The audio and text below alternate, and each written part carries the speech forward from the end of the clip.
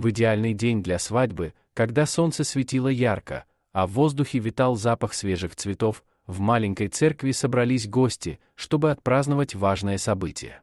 Длинная очередь машин заполнила улицы, а невеста по имени Саша уверенно шла по проходу, в то время как священник Николай готовился к обряду. Но в тот момент, когда он увидел Сашу, его сердце сжалось от боли, и он ощутил, как холодок пробежал по спине.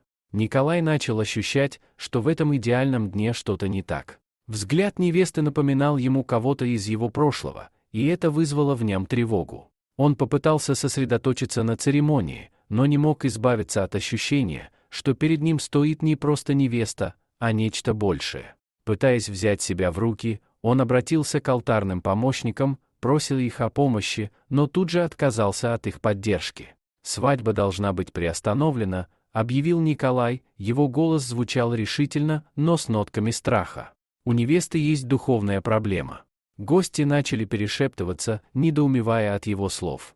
Николай, не в силах скрыть свои подозрения, попросил проверить спину Саши, чтобы подтвердить свои опасения. Саша, чувствуя на себе взгляды всех присутствующих, категорически отказалась, но женщины из церковного совета, не дождавшись ее согласия, начали осматривать ее. Вскоре одна из женщин обнаружила на спине Саши странный символ, который вызывал у Николая тревогу. Он понял, что его опасения не были беспочвенными. Внутри него разгорелась борьба, он знал, что должен действовать, но не хотел пугать людей. Тем не менее, он собрал всю свою решимость и начал обряд изгнания злых духов. Саша закричала, и в церкви началась настоящая суматоха. Стены тряслись, а предметы падали, когда она, словно одержимая, начала разрушать все вокруг. Николай, несмотря на усталость и страх, продолжал. Он знал, что должен победить. Наконец, после напряженной борьбы, Саша потеряла свою силу и упала на пол, ее тело стало безжизненным.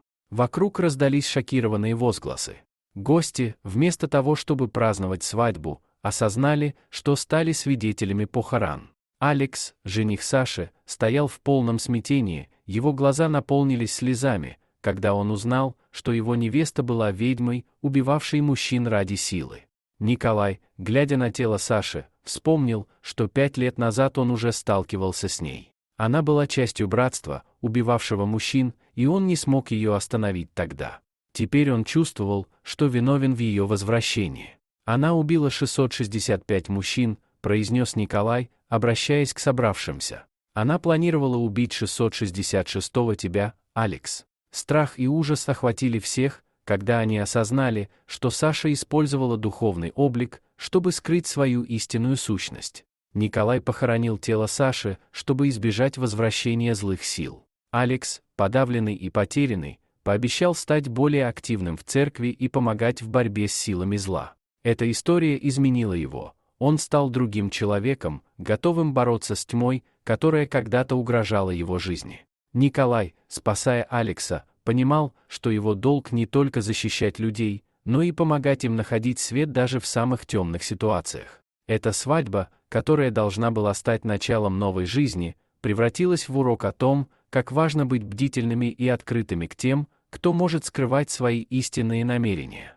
Спасибо за просмотр. Подписывайтесь на канал, где вы найдете еще много интересного. А также ставьте лайки и пишите комментарии, что думаете насчет этой истории.